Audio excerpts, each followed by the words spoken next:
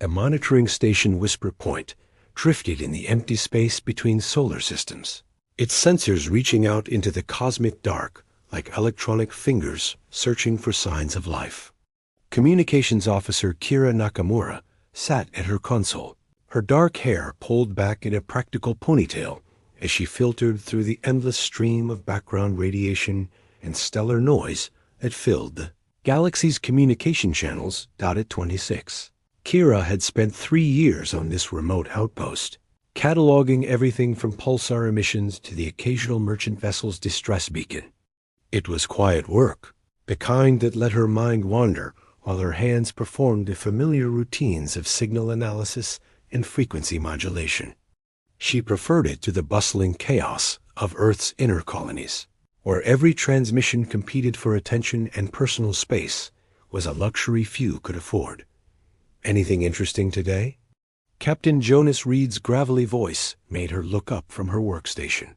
The station's commanding officer was a man in his early 40s, with salt and pepper hair and eyes the color of storm clouds. He carried himself with the casual authority of someone who'd spent decades in space, first as a merchant marine and later as one of Earth's frontier monitors. "The usual cosmic background chatter," Kira replied, adjusting her headset. "Though there's been some unusual activity in the Andromeda sector. Lots of ships moving through hyperspace lanes that are normally empty." Jonas frowned, moving closer to peer at her displays. The scent of his cologne, something woodsy and warm, made Kira's pulse quicken slightly. She'd been fighting her attraction to her commanding officer for months, knowing that relationships between crew members on isolated stations rarely ended well. "Could be merchant traffic," he suggested, though his tone indicated he didn't quite believe it himself. "The trade routes have been shifting since the Centauri Accords were signed." Before Kira could respond, her console erupted with incoming signal alerts. The normally steady green lights across her communication array flashed urgent amber as her equipment detected a transmission, unlike anything she'd ever encountered. "Jonas," she breathed, her fingers flying across the control interface. "You need to hear this."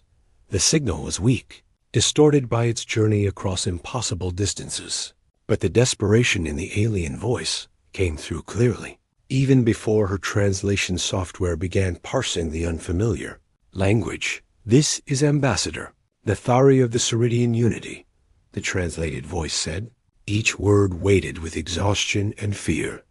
"Our civilization faces complete annihilation. The Shadowmaw Collective has already consumed 17 of our worlds. Their ships devour everything: our cities, our people, our very essence. We have tried to fight, tried to run, tried to hide. Nothing stops them." Kira felt her breath catch in her throat. She'd heard distress calls before, but nothing like this. The raw terror in the alien's voice transcended species barriers, speaking to something fundamental about the will to survive. Jonas leaned over her shoulder, his presence both comforting and distracting as they listened to the message continue.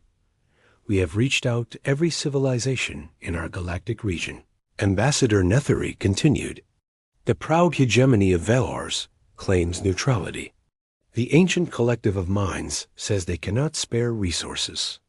The warrior clans of Gektar tell us our fight is not theirs. Each species we contact offers sympathy, but nothing more." The ambassador's voice broke slightly, and Kira found herself blinking back unexpected tears. "We do not know if this message will reach anyone willing to help. Our children are dying. Our artists and philosophers and teachers are being consumed by creatures that exist only to devour and destroy. If there is anyone out there who remembers what it means to stand against the dark, please." "We are running out of time." The transmission ended, leaving the monitoring station in profound silence. Kira stared at her console, watching the signal analysis scroll past in neat columns of data that seemed inadequate to capture the magnitude of what they'd just heard. How far did that signal travel? Jonas asked quietly. Kira ran the calculations, double-checking her work before answering. approximately 8,000 light years. The transmission is old maybe 6 months by the time it reached us. If they're still alive, ... She didn't finish the sentence, but they both understood. 6 months was an eternity in interstellar warfare, especially against an enemy that showed no mercy. Jonas straightened, his expression shifting into the careful neutrality he adopted when making difficult decisions. We need to forward this to Earth Command. Let them decide how to respond.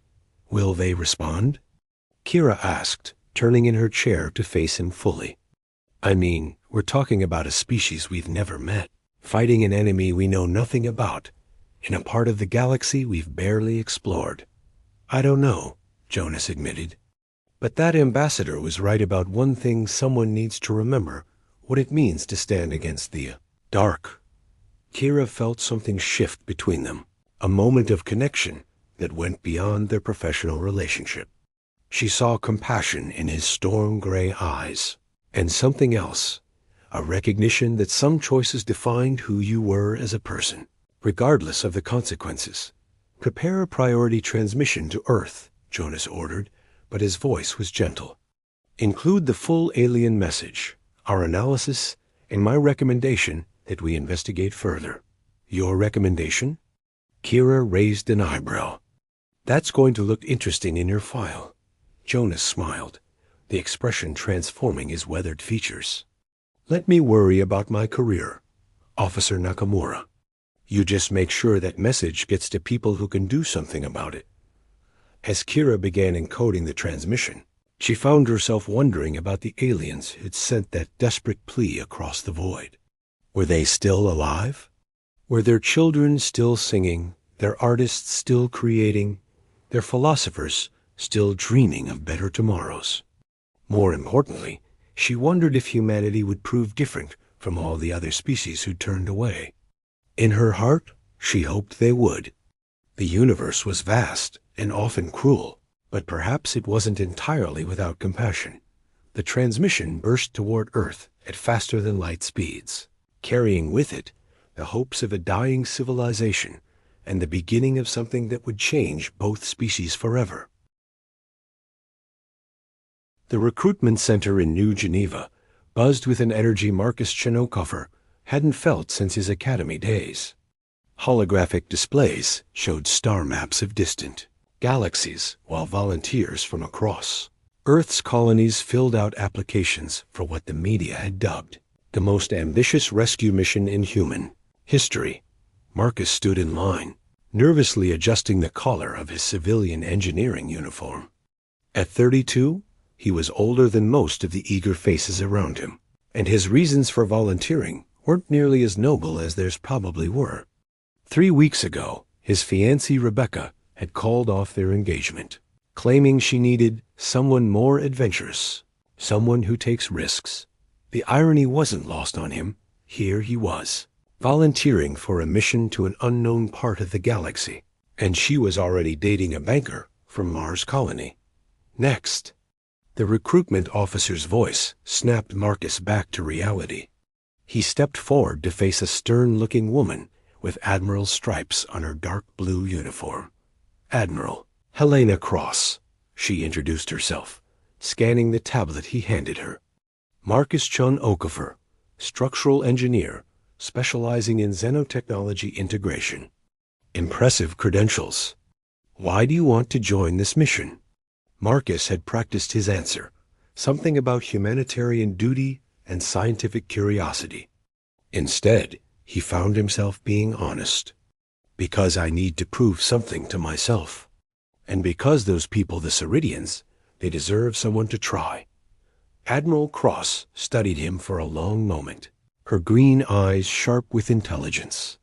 This isn't a vacation, Mr. Chun Okafor. We're heading into unknown space to face an enemy that's already destroyed 17 worlds. Half our volunteers might not come home. I understand, Marcus replied, meeting her gaze steadily. But doing nothing guarantees they all die. The Admiral's expression softened slightly. Report to Bay 7 tomorrow at 0800. We ship out in 48 hours. As Marcus left the recruitment center, he nearly collided with a figure unlike anything he'd ever seen. The being was tall and graceful, with pale blue skin that seemed to shimmer in the artificial light. He somehow knew it was female features, were delicately beautiful, with large violet eyes and silver hair that moved as if underwater. She wore robes that shifted color from deep purple to midnight blue as she moved. "Forgive me," she said in accented standard, her voice carrying musical undertones. "I am still adjusting to your gravity." "No harm done," Marcus said, then paused. "You're Ceridian. I am Zara Valtanis, diplomatic envoy to your Earth Command." She inclined her head gracefully. "And you are one of the volunteers, yes? I can sense the determination in your thoughts." Marcus felt his cheeks warm. "You're telepathic?" "To some degree. My people evolved the ability to share emotions and basic concepts. It helps us understand others better." Zara's expression grew sad. "Though it makes the loss of each life in this war feel like losing part of ourselves." They walked together toward the transport hub, and Marcus found himself studying her profile. There was something captivating about the way she moved, as if she were dancing to music only she could hear. "What's it like?" he asked. "Your homeworld, I mean." Zara's eyes brightened. "Cerida was beautiful. Cities that floated among crystal trees, oceans that sang with bioluminescent life. Our people spent centuries learning to live in harmony with our world's natural rhythms." Her voice caught. "The Shadow Maw Collective cares nothing for beauty or harmony. They consume everything and leave only emptiness behind." "We'll stop them," Marcus heard himself say. "Whatever it takes." She looked at him with surprise. "You say that with such certainty. Yet you barely know us." "I know enough," Marcus replied. "I know you're people who love beauty and art and life. I know you're fighting to protect your children. That's all I need to know." Something passed between them, a moment of connection that transcended species. Marcus felt warmth spread through his chest, and Zara's pupils dilated slightly. "You have a good heart, Marcus Chun Okafor," she said softly. "Perhaps that is why your Admiral Cross approved this mission so quickly." The next morning, Bay 7 was organized chaos. The rescue fleet consisted of 5 ships, 3 military escorts, and 2 converted colony vessels packed with supplies and refugee accommodations. Marcus reported to the New Horizon, one of the colony ships, where he'd been assigned to the engineering team responsible for adapting human technology to work with Ceridian systems. He found Zara in the ship's observation lounge, staring out at the stars with an expression of profound longing. "Homesick already?" he asked gently. "I have not seen Cerida in 8 months," she replied without turning around. "When I left to seek help, my homeworld still had its 2 moons. Now, ... She gestured helplessly. Marcus moved to stand beside her. "Now? The Shadow Maw consumed the smaller moon 3 weeks ago? They use the matter to fuel their ships and weapons." A single tear traced down her blue cheek. My people watched their childhood's moon disappear piece by piece. Without thinking, Marcus reached out and gently touched her hand. The contact sent a shock through both of them, not painful, but intense, as if circuits had suddenly connected. Zara gasped. "I can feel your emotions so clearly. Your determination, your care for people you've never met." She turned to face him fully. "And something else. Something warm and growing." Marcus felt his face flush. Through their connection, he could sense her emotions too.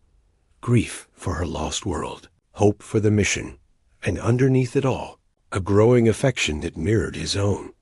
"Zara," he began, but she placed a slender finger against his lips.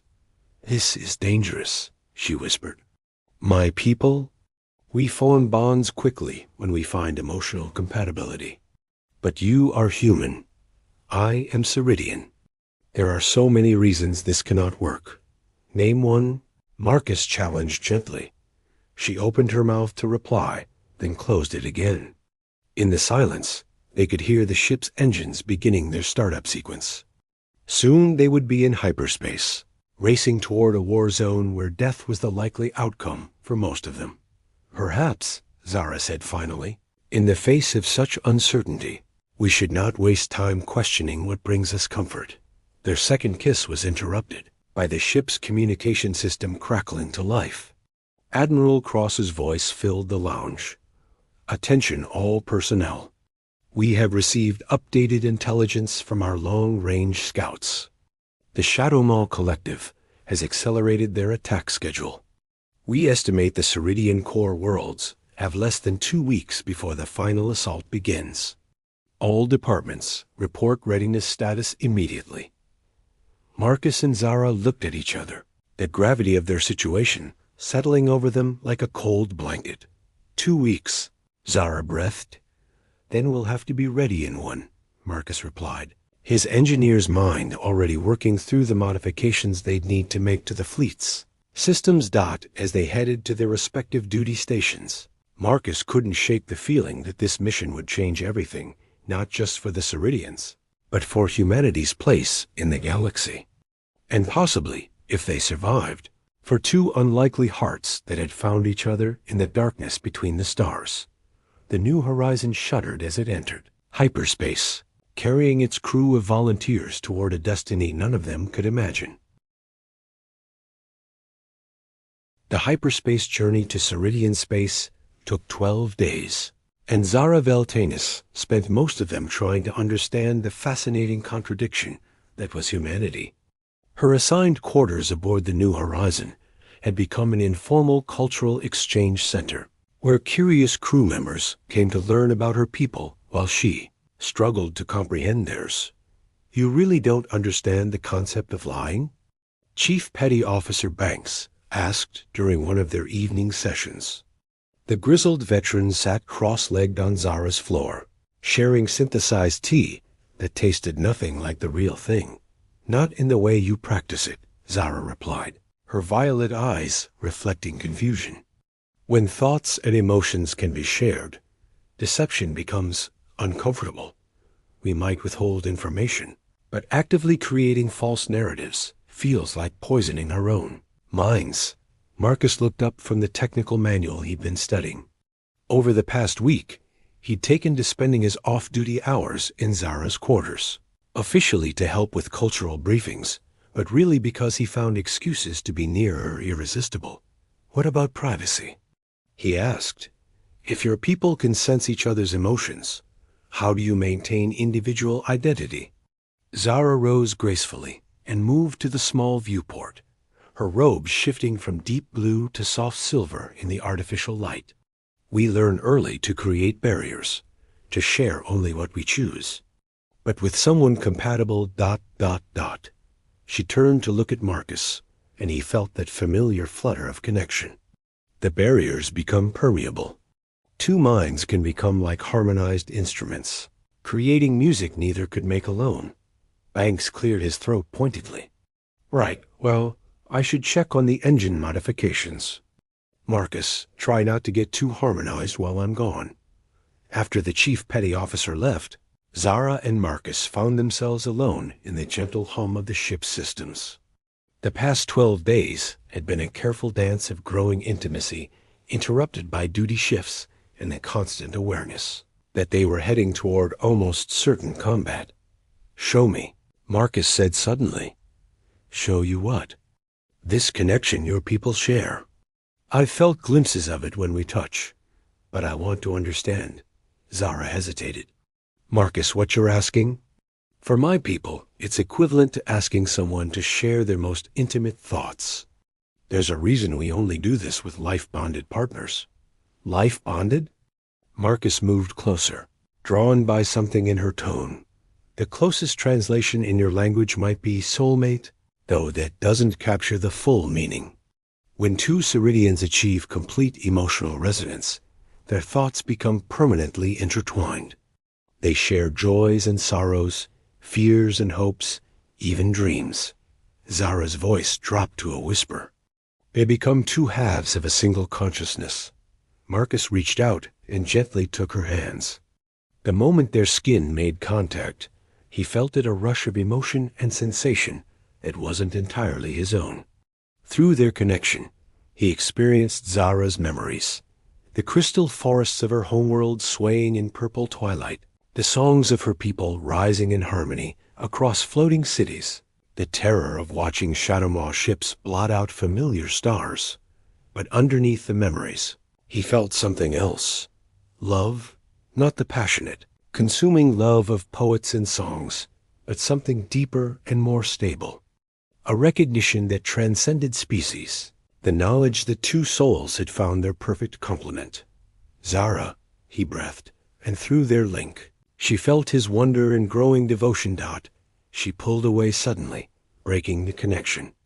This is what I feared. Marcus, I can feel you beginning to resonate with my emotional patterns. If we continue, if we complete the bond, what would happen? You would become part of me, and I part of you, forever. Death wouldn't break the connection. The surviving partner carries both souls until they join their beloved in whatever comes after. Tears sparkled in her violet eyes. And we are flying toward a battle where death is almost certain. Marcus cupped her face gently, his thumbs brushing away her tears. Zara, I need you to understand something about humans. We don't make decisions based on certainty. We make them based on what matters most. And what matters most to you. This us. The chance that love might survive even when everything else falls apart. Before she could protest, he kissed her. The contact sent shockwaves through both their nervous systems as barriers dissolved and thoughts flowed freely between them. Marcus experienced the full depth of Ceridian emotional capacity joy, so intense it felt like drowning in sunlight, sorrow so profound it seemed to echo through his bones. And binding it all together, a love that recognized him as its perfect match. Through their shared consciousness, Zara felt Marcus's human determination, his species' stubborn refusal to accept defeat even in impossible circumstances. She sensed his protective instincts, not just toward her, but toward all innocent life, and understood why her people's plight had moved so many humans to volunteer for this mission. When they finally separated, both were breathing heavily. The air around them seemed to shimmer with residual telepathic energy. The bond, Zara whispered. It's forming. I can still feel your thoughts. Marcus nodded, testing the connection. He could sense her presence in his mind like a warm light, comforting and permanent. I don't regret it, even knowing we might die in a few days. Especially knowing that. He smiled as she felt his contentment through their link. If these are our last days, I want to spend them as close to you as possible. Their moment was interrupted by the ship's communication system crackling to life. All senior staff to the bridge immediately. We're receiving a transmission from Ceridian space. Marcus and Zara hurried through the corridors, their new bond allowing them to move in perfect synchronization. On the bridge, they found Admiral Cross and the ship's senior officers gathered around the main display, where a holographic image flickered with static dot. The figure that appeared was clearly Ceridian, but his appearance shocked Zara. Where her people normally radiated calm grace, this being showed obvious signs of stress and exhaustion. His blue skin had paled to almost white, and his violet eyes held depths of desperation that made Marcus's heart ache through their shared connection. This is High Counselor Thurin Valdanis of the Ceridian Unity, the figure said, his voice distorted by hyperspace interference. We have detected the approach of your rescue fleet, and we are grateful beyond words. But I must warn you, the situation has deteriorated rapidly. The image shifted to show tactical displays that made Admiral Cross curse under her breath. The Shadowmaw Collective had assembled a fleet of unprecedented size around the Ceridian core worlds. Hundreds of dark ships hung in space like malevolent insects, systematically stripping matter from the outer planets to fuel their war machine. They will begin, the final assault on Sarita itself within 72 hours. High Counselor Thurin continued. Our remaining defense fleets will attempt to buy time, but we cannot hold them for long. If your people have any hope of success, you must arrive soon. The transmission ended, leaving the bridge in grim silence. Admiral Cross studied the tactical data with the expression of someone calculating impossible odds. Options? She asked her staff. We could attempt a direct assault on their command ships, suggested the fleet's tactical officer. Take out their leadership and hope the rest scatter. Or we focus on evacuation, offered another. Get as many Ceridians to safety as possible before the final attack. Marcus felt Zara's anguish through their bond as she contemplated the fate of her homeworld. Without thinking, he stepped forward. Admiral, there might be another option. Cross raised an eyebrow. I'm listening, Mr. Shonokafer. The Shadowmaw ships are using Ceridian matter to fuel themselves, right? What if we poisoned the well? Explain. Marcus's mind raced as ideas connected through the enhanced perception his bond with Zara provided. If we could introduce a cascading energy, disruption into their fuel system something, that would spread through their entire fleet when they tried to. Process matter from the planet... Admiral. Cross's eyes lit up with understanding. A viral weapon that targets their technology rather than biology. Clever. She turned to Zara. Would your people's expertise help with such a plan? Zara nodded, hope flickering in her violet eyes. Our understanding of harmonic resonance might be the key. If we could create frequencies that disrupt their matter converters... then we don't just save your people, Marcus said, reaching for Zara's hand. We eliminate the Shadowmaw threat permanently, as the New Horizon and its escort fleet dropped out of hyperspace at the edge of Ceridian territory. Marcus and Zara stood together on the bridge, their minds and hearts united in purpose. Through the viewport, they could see the distant glow of a dying civilization and the dark shapes of the enemies that threatened to extinguish it forever. The final battle for Sarita was about to begin, and two souls bound by love across the species divide would either save a world together or die as one in the attempt.